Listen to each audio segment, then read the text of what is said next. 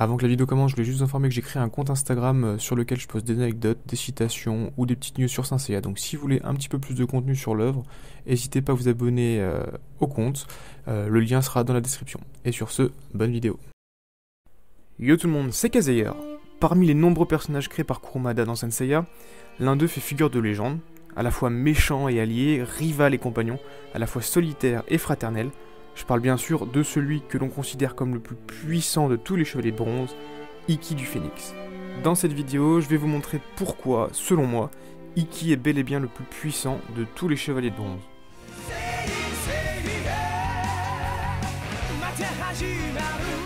Ikki est le dernier chevalier de bronze à avoir été introduit dans l'histoire. Il fait sa première apparition de manière assez fracassante lors du combat entre Shun d'Andromède et Jabou la licorne au Galaxie Noir. Son aura, elle planait déjà un peu sur le tournoi avant même son arrivée, et tous les chevaliers attendaient de voir si Ikki avait réussi à revenir de la Death Queen Island. Son apparition, elle se fait de manière un petit peu, pas trop conventionnelle. Elle laisse planer le doute sur ses intentions. Sa haine est tellement palpable que chaque chevalier la ressent sans comprendre vraiment pourquoi quelqu'un peut dégager autant de haine. Il y a juste son frère qui va le dépeindre comme un personnage gentil et bienveillant. Et cette mise en scène là, d'un personnage qui a totalement changé de personnalité, passant de bienveillant à belliqueux, elle est là pour appuyer le calvaire qu'Ikki a dû endurer pendant tout son entraînement. La grande force de Kurumada, ça a été de nous faire comprendre la puissance d'un personnage avant même qu'il ait eu la moindre action ou le moindre dialogue. C'est vraiment la mise en scène et l'histoire qui vont accentuer l'aura presque légendaire de Ikki.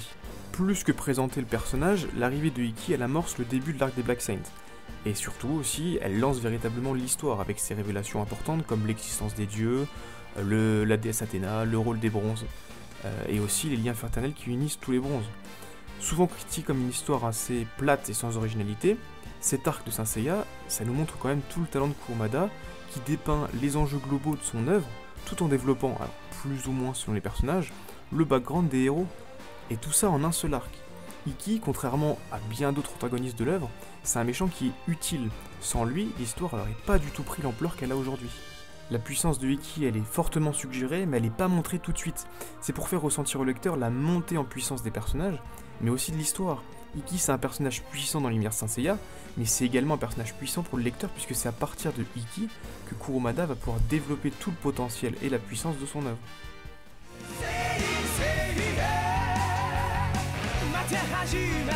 Dans Saint Seiya, les dualités elles sont vraiment très présentes. Il y a le bien contre le mal, l'apprenti et le maître, la force brute contre la force de l'amitié, et bien que l'œuvre elle nous montre des péripéties assez manichéennes, Ikki c'est un des personnages qui, au moins au début de l'œuvre, sort de ce carcan. Le personnage va osciller constamment entre le côté de la justice et celui de la force brute. Même si après l'arc des Black Saints, il protégera Athéna, il se présentera comme un guerrier qui ne défend vraiment aucun camp, toujours à la limite du guerrier rebelle. Son caractère devient celui d'un anti-héros, suivant ses propres règles, mais gardant sa droiture et son esprit chevaleresque. Dans son enfance, Ikki c'est un garçon qui était très bon, gentil, et qui défendait avec ardeur son frère Shun, qui lui était constamment moqué par les autres enfants, du fait qu'il était doux et qu'il avait une gentillesse un peu plus développée que les autres. On retrouve donc une dualité entre Shun et Ikki. Shun et Ikki, ils étaient à la fois opposés, l'un était fort et vaillant, l'autre doux et fragile, et à la fois similaires, parce que les deux étaient tous les deux des personnages bons et bienveillants. Ikki, il était respecté pour sa force et son courage, et Shun, il était moqué pour sa faiblesse et puis sa douceur. Et pourtant, après leur entraînement de chevalier, les caractères et les rôles des deux frères ont changé. Shun, il est devenu un peu plus confiant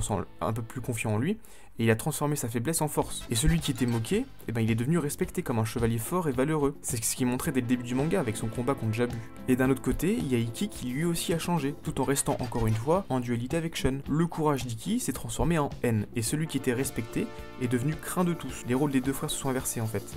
Le faible qui était délaissé est devenu un vaillant guerrier, entouré d'amis, et le fort qui était admiré est devenu un monstre, craint et solitaire. L'aboutissement d'Ikki, il intervient à la fin de l'arc quand le calvaire de son entraînement fut révélé et qu'il accepte enfin ses erreurs face à Seiya et les autres. Et c'est à partir de là que son caractère d'enfant et son caractère qu'il a développé en devenant chevalier vont comme fusionner pour donner naissance ou renaissance au Ikki qu'on connaît. Sa dévotion vers Athéna, elle sera alors complète à la fin de l'arc du sanctuaire, puisque dans le manga, après avoir sauvé Shaka, il va remonter tous les escaliers des 12 temples, il va croiser les bronzes un à un qui sont entre la vie et la mort. Il tentera à chaque fois de les sauver, et à chaque fois les bronzes vont lui dire « Non, vas-y, continue, avance sans t'occuper de moi ». Et il va le faire, il va partir alors pour sauver Seiya, pour sauver Athéna, les larmes aux yeux, et il va quand même remercier le ciel d'avoir pu vivre à la même époque que ses frères. Donc c'est quand même quelque chose de beau. Le personnage qui haïssait tout le monde va devenir plus humain et accepter sa part un peu douce comme son frère pour devenir vraiment le chevalier qu'on connaît et qui est vaillant, courageux. La force brute qu'on connaissait Ikki, elle va faire place à une force de caractère qui est incroyable. Son antipathie, elle va rester inchangée, mais c'est son amour pour la justice et pour ses frères qui vont renforcer sa force.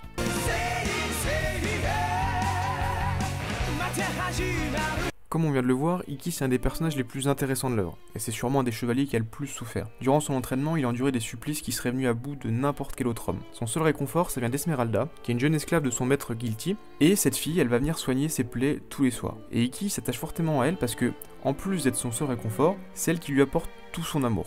Il va en plus lui trouver quelques ressemblances à son frère, notamment au niveau de sa gentillesse. Malheureusement, poussant Ikki à se faire consumer par la haine pour obtenir l'armure, Guilty va tuer Esmeralda sous ses yeux. Et ça, Ikki va pas le supporter, il va se laisser submerger par la haine, il va tuer son maître, puis Django, le chef des Black Saints, avant de s'emparer de l'armure du Phénix. Et donc ça va devenir le seul et l'unique humain à ce jour à avoir porté l'armure du Phénix. Et en fait c'est normal parce qu'en fait elle a des pouvoirs absolument extraordinaires cette armure, et c'est pour ça qu'elle est difficile à obtenir. Chaque chevalier qui est venu sur la Deathwind Island devait déjà supporter le climat inhospitalier de l'île et suivre l'entraînement éreintant du maître avant de pouvoir prétendre à l'armure.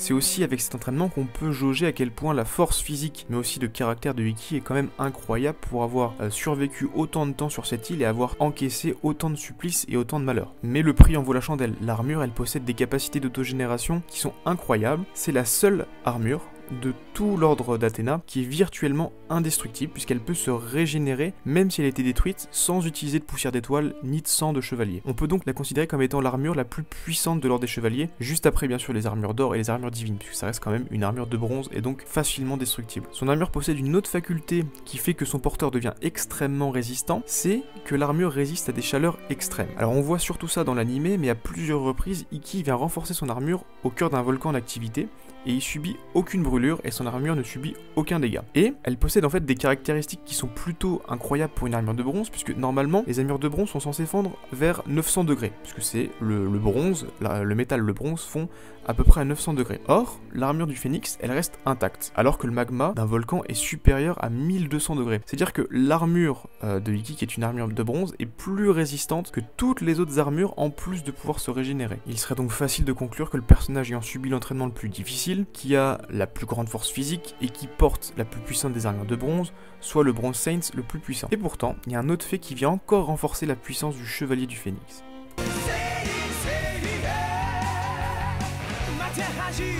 Comme on l'a vu, la puissance de son armure et la cruauté de son entraînement font du chevalier du Phénix un chevalier surpuissant. En témoigne sa palette de techniques, pouvant à la fois détruire le corps grâce au Oyuko Tensho, mais également l'esprit de son adversaire grâce au Oganmaken. Son courage et son tempérament en font un adversaire redoutable et coriace qui ne lâche rien du tout, à l'image du chevalier de Pégase. De plus, il est le Bronze Saint ayant l'esprit le plus résistant, grâce à sa maîtrise du Genmaken, d'après ce que dit Shaka, le chevalier de la Vierge. Une autre particularité vient également renforcer la domination du chevalier du Phénix, c'est son immortalité. Dans son combat contre Saga dans le manga, pas dans l'anime, dans le manga, il réussira à survivre à plusieurs Galaxian Explosion, donc la plus puissante des techniques des Gémeaux. Il tiendra tête au Chevalier d'Or, il va protéger Seiya, et à un moment, quand Saga va vouloir tuer Seiya, Ikki va tout simplement le protéger, et il va être littéralement pulvérisé par l'attaque de Saga, qui visait normalement Seiya. Et contrairement aux autres bronzes qui par exemple sont entre la vie et la mort mais sont encore en vie, Ikki est véritablement réduit en cendres.